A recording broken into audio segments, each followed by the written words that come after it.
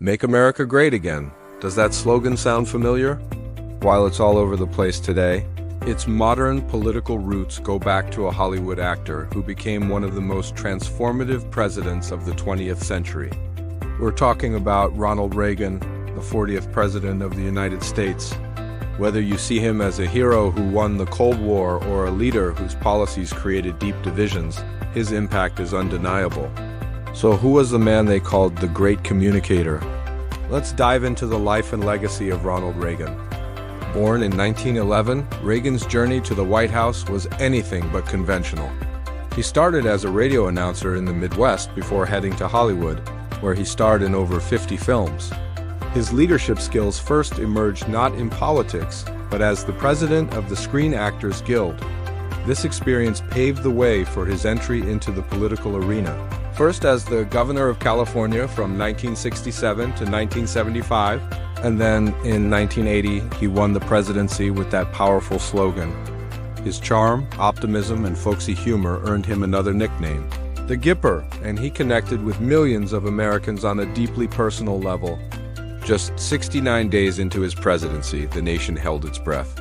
Reagan was shot in an assassination attempt by John Hinckley Jr. His calm and courageous response, famously joking to his wife, Nancy, "Honey, I forgot to duck," cemented his image as a resilient and tough leader.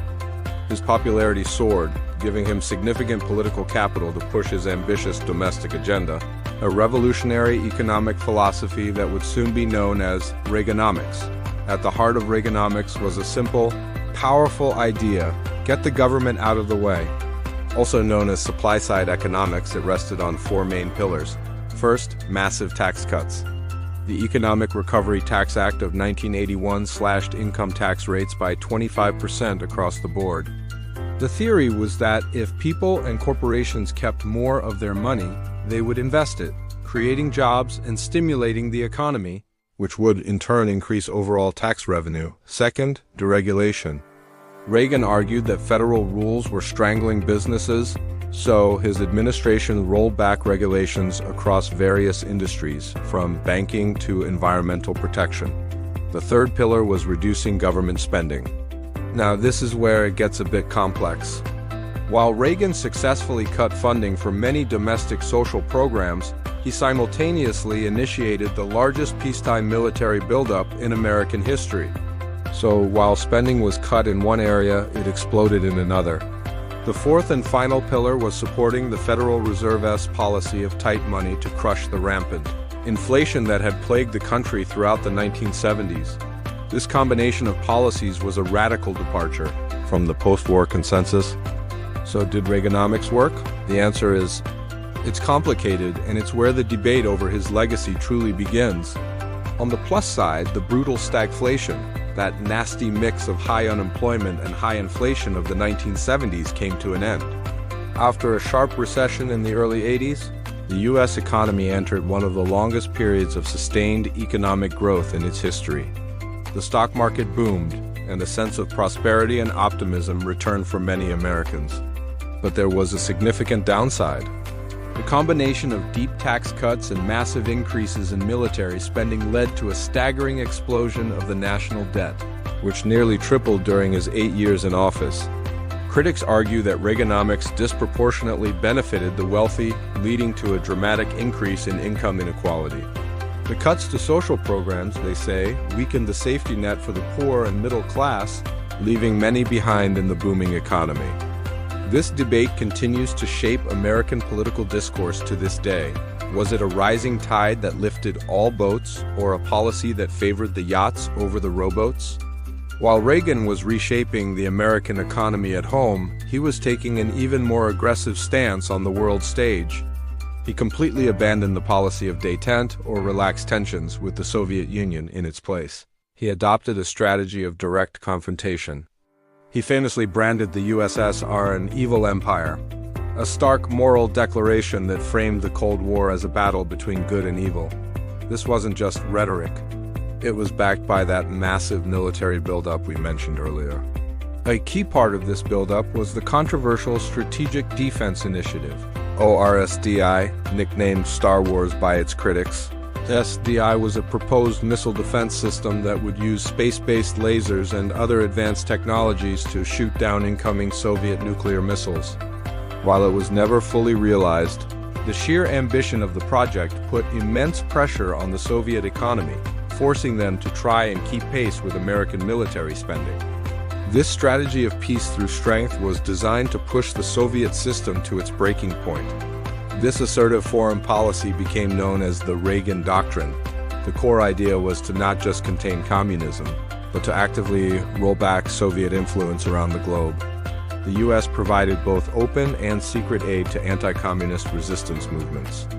This included supporting the Mujahideen in Afghanistan against the Soviet invasion and the Contra rebels fighting the socialist government in Nicaragua.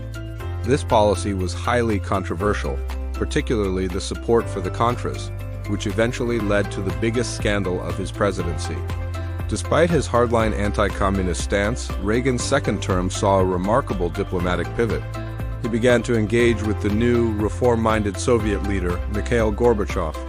The two men, who seemed like polar opposites, built a surprising and genuine personal rapport over a series of historic summits. In a powerful moment at the Brandenburg Gate in 1987, Reagan delivered one of his most famous lines, directly challenging his counterpart, "Mr. Gorbachev, tear down this wall." That same year, their diplomacy bore fruit.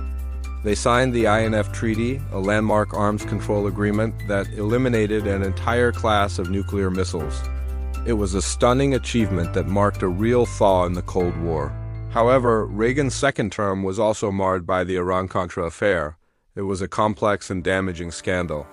It was discovered that senior administration officials had secretly approved the sale of weapons to Iran, a country under an arms embargo, in a desperate attempt to secure the release of American hostages held in Lebanon.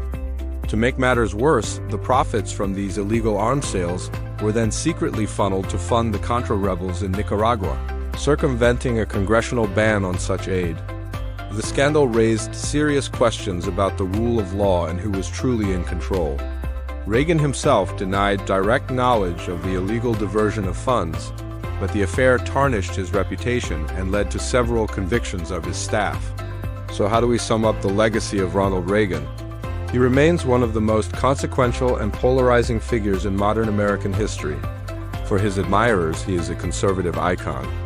They credit him with restoring American pride and confidence, reviving a stagnant economy, and, most importantly, winning the Cold War by applying relentless economic and military pressure that led to the collapse of the Soviet Union. They see him as the man who set America on a new course with prosperity and global leadership. For his critics, the picture is far different. They point to the ballooning national debt as a direct consequence of his policies. They argue he widened the gap between the rich and the poor and weakened the social fabric by cutting essential services. They also criticize his administration for its slow response to the AIDS crisis in the 1980s, and see the Iran-Contra affair as a serious abuse of presidential power. Regardless of your political viewpoint, it's clear that Ronald Reagan's presidency was a watershed moment. He redefined the Republican Party, reshaped American economic policy for a generation, and left an indelible mark on the final chapter of the Cold War. Thank you so much for watching. What are your thoughts on Ronald Reagan's presidency? Let me know in the comments below. And if you enjoyed this deep dive into history, don't forget to like this video and subscribe to the channel for more content. See you next time.